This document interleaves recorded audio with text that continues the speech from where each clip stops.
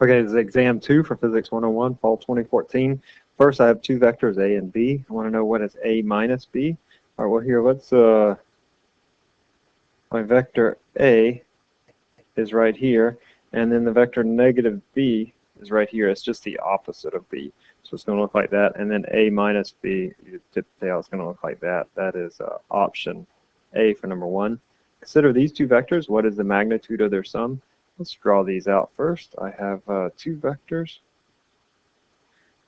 This vector A is 10 units at 30 degrees above the negative x-axis, so it looks like this. And then vector B is 10 units along the negative x-axis, so it looks like this. So this is vector A. This vector B, this angle is 30 degrees. I need to first find out what is AX and what is BX, what is AY, and what is BY. AX is equal to 10 cosine 30. And actually, AX is on the negative x-axis, so it's negative 10 cosine 30. So that is going to be 8.66 for AX. AY is going to be 10 sine of 30, which is equal to 5. It's going to be positive because the y component of A is on the positive y-axis. And then BX is equal to negative 10, and BY is equal to 0. It's 10 units on the negative x-axis. I add up these, I get negative 18.66, and I get 0 plus 5, that's 5. And then to find the magnitude, I just take the Pythagorean theorem, 8.66 squared plus 5 squared.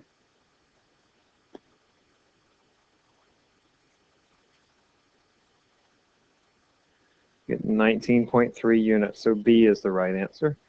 Which of these is a vector quantity? All right, not mass, not distance. Velocity and acceleration are both vectors. It's 3 and 4, so B is for number 3. Cannonball is fired horizontally at 10 meters per second from a cliff. Its speed 1 second after being fired is about what? Okay, so I have this cannon. It shoots a cannonball out, follows a trajectory like that. Initially, its velocity equals 10 meters per second. But after 1 second, it's dropped a little ways. It still has that 10 meters per second in the horizontal direction, but now it has an additional velocity.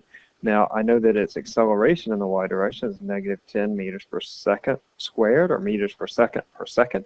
That means for every second, its velocity increases in the negative direction by 10 meters per second. So after 1 second, my velocity is 10 meters per second downward in the negative direction. And so now I want to know what is its speed. So I have these two vectors, 10 and 10. Its velocity vector is in this direction. This is 10, this is 10. I want to know its speed, which is the magnitude of that. So that's going to equal the square root of 10 squared plus 10 squared. That's the square root of 200, which is approximately 14. A vector in the xy plane has a magnitude of 25 meters and an x component of 12 meters. What is the angle it makes with the positive x-axis? There's the y component. We don't know the y component. I want to find this angle theta. The cosine of theta equals adjacent over hypotenuse. That's 12 over 25. So theta then is the inverse cosine of 12 over 25.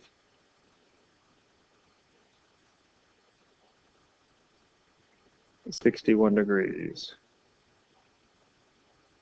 A bullet shot horizontally from a gun does which of these? Well, if I shoot a bullet horizontally from a gun, oh, sorry, my bullet is losing its shape. It's going to follow a path that looks like that. It is not going to travel in a straight line, follows a parabolic path.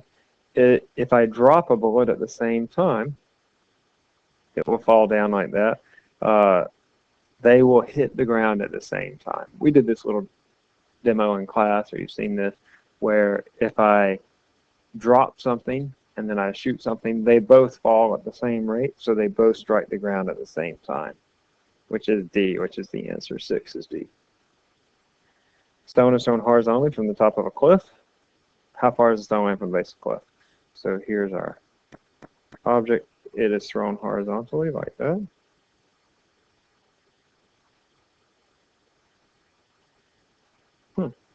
I don't know what's happening here. My pen is too big. it goes out like that.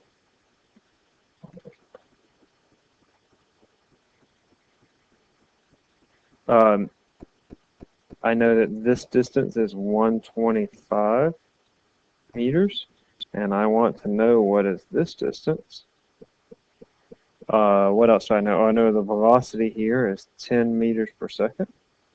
That's all I know. So first I just want to find the time. To find the time, I'll consider the y motion. I'll say y equals v naught yt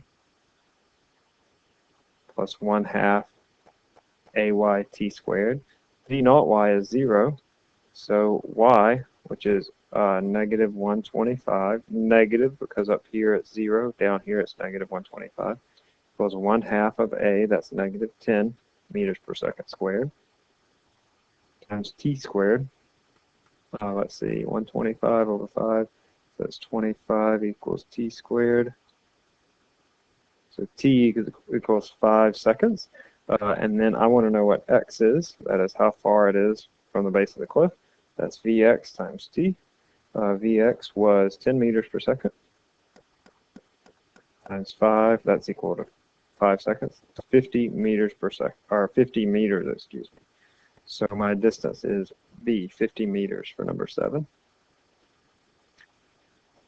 Okay, here I have a cannon that fired from ground level over level ground. Looks like this, the scenario. Goes up and comes back down. Tells me this angle is 30 degrees. This speed is 1,000 meters per second. And I want to know what is this distance, x.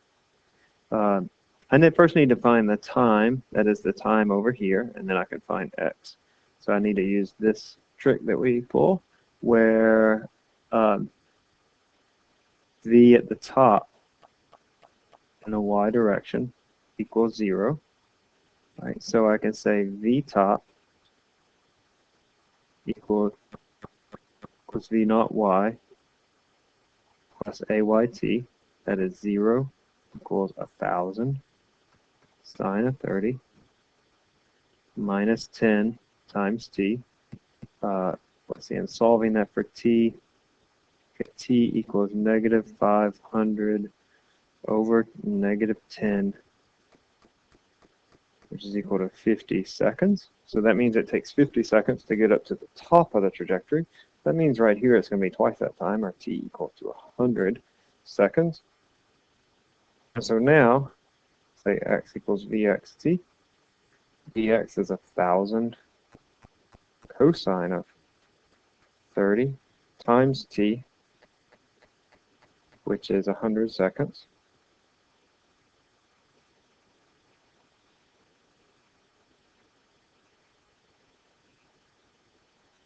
Let's see, so that's 87,000 meters, which is 87 kilometers. D is the right answer. Number 8.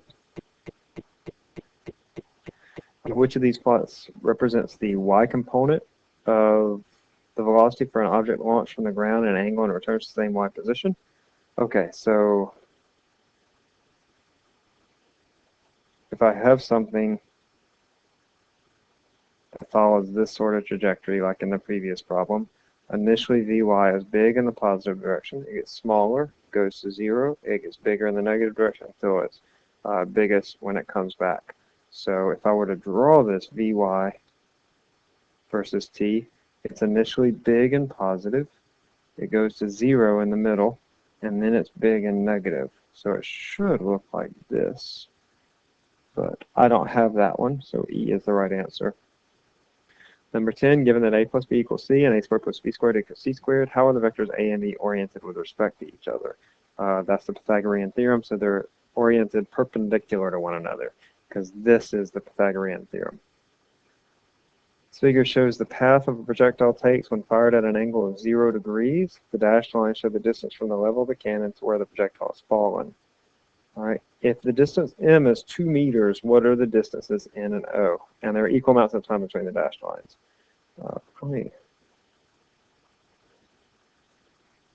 So here I have this distance is 2 meters.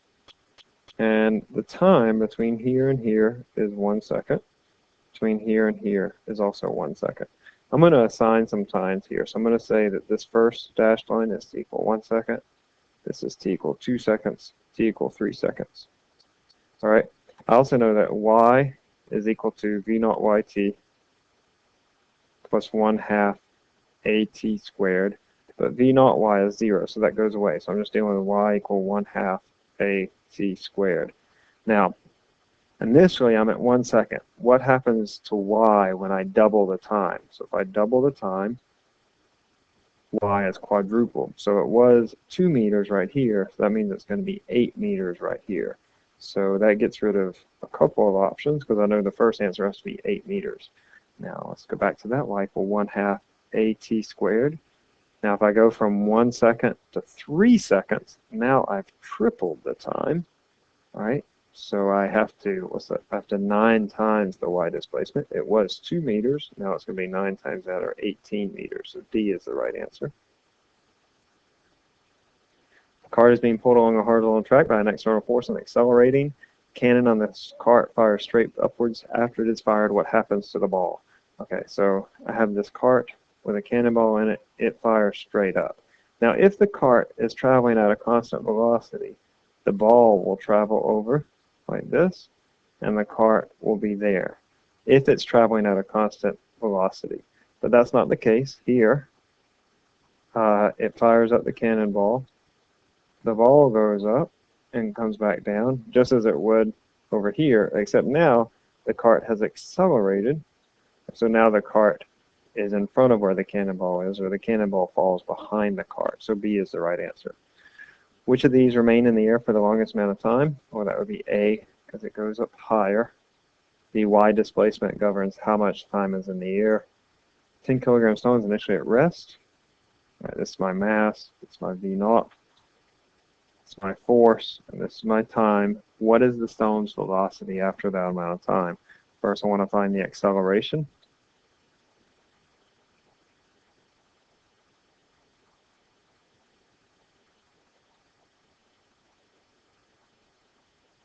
.5 meters per second squared is my acceleration. And now if I want to find v naught plus at, 0 plus 1.5, which I just found, times 6 seconds, which is equal to 9. You run out of gas, you and your friends have to push your car out of the road. Which of these statements best explain why it's difficult to move the car?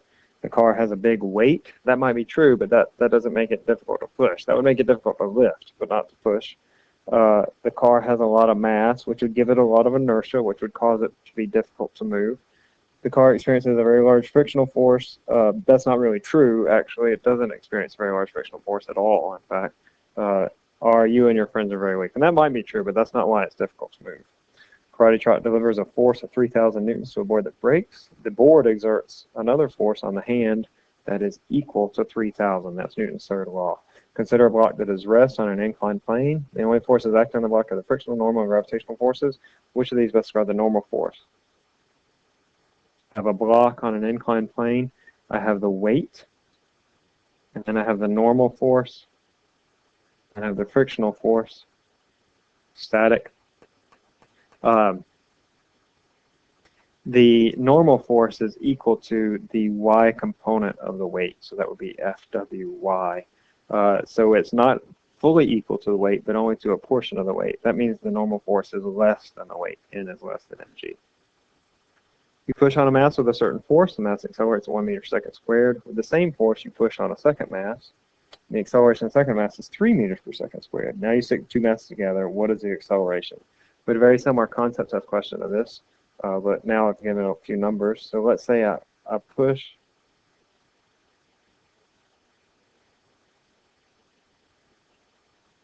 on a force or on a block with a certain force, and it gives it an acceleration of 1 meter per second squared. Then I push on another block with the same force, and it gives me an acceleration of 3 meters per second squared. And I've drawn it here to scale because m1 is a certain mass.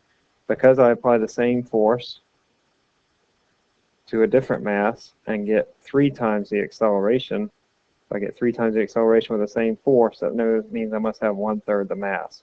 So m2 is equal to 1/3 of m1. It's 1/3 of the mass of the first block. Now I'll stick the two together. Combined, these two blocks have a mass equal to 1 plus 1/3 m1, which is, 4/3 m1, and I apply that force to it, F. So before, when I had F, it was equal to m1 times the acceleration, 1 meter per second squared, right? If I applied a force to m1, I got 1 meter per second squared. But now, what if I apply a force to 4/3 m1? That means I'm going to get 3/4 the original acceleration, or 3/4 meter per second squared. Okay, a block is 10 kilograms on an inclined plane. Rope is attached and goes over frictionless pulley. Force of 100 newtons applied to the rope. All right, so first of all, I have 100 newtons here. That 100 newtons is applied all the way throughout the rope, so that I have a force here of 100 newtons. All right, I have some other forces too. I have my normal force. I have my weight. Now, let's see, there's no friction talked about, so we'll assume there's no friction. Okay, now let's draw the coordinate system.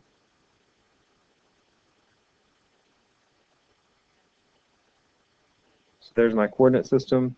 There's my X, my Y. Now I will come back down here and I'm going to redraw this. And again, you might not have gone through all these steps, and hopefully you didn't have to. But here's my normal force. I'm going to go and resolve that force weight into its X and Y components. That's going to be FW sine of 60 degrees, because this angle right here is 60 degrees. And then this is going to be FW cosine of 60. And I have this force, which I'm just going to list as 100 newtons. And let's see, I am looking for the rate of acceleration of the block. So I'm looking along the x-axis. So I'm going to consider the sum of the forces in the x direction. I'm looking for this quantity. What is AX? So FW cosine 60 minus 100 equals MAX. M was 10. And let's see, I know what FW is, so I'm going to go and put it in here. FW is 10 times 10. That's 100 newtons. That's the weight of the block. All right, so I have 50 minus 100.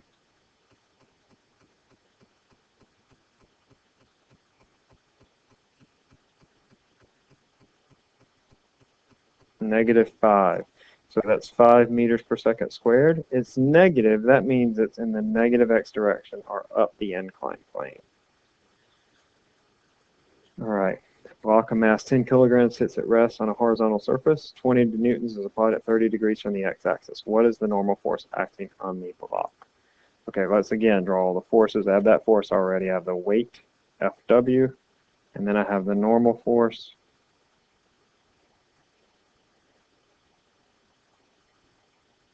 Here's my x-axis.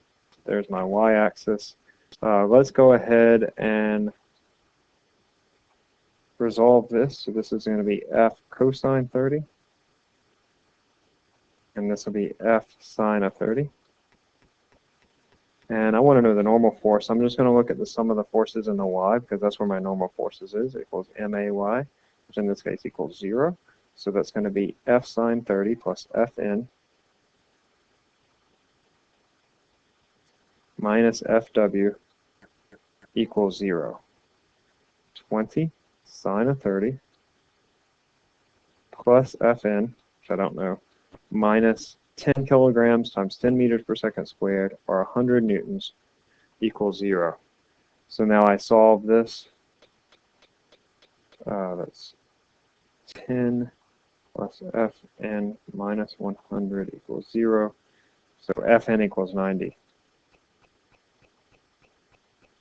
Now for the previous problem, consider that there's kinetic friction at what rate does the block accelerate to the right? So inherent within the problem is that there is kinetic friction. That means, it is moving, and it's moving to the right. So that means my kinetic friction must be in this direction. So now I'm applying this force to the situation, and I want to know what rate does it accelerate. So I'm going to say the sum of the forces in the x direction equals max, and I'll be looking for this quantity. So that's going to be f cosine of 30 minus fk equals 0. Now, I don't know what fk is, or excuse me, not equal to 0. Equals to max. I don't know what fk is, but I can find it. So fk equals mu k times fn. That's 0.1 times fn, which is 90 newtons, which we found before. So that's equal to 9 newtons. So now if I solve this for ax, I'll go and put in some values here. F was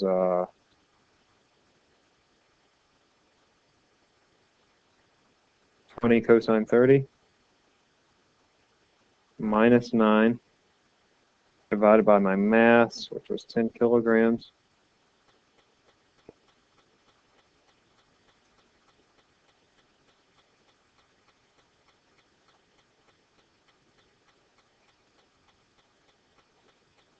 Let's see, I get 0.83 or 0.8 for number 21.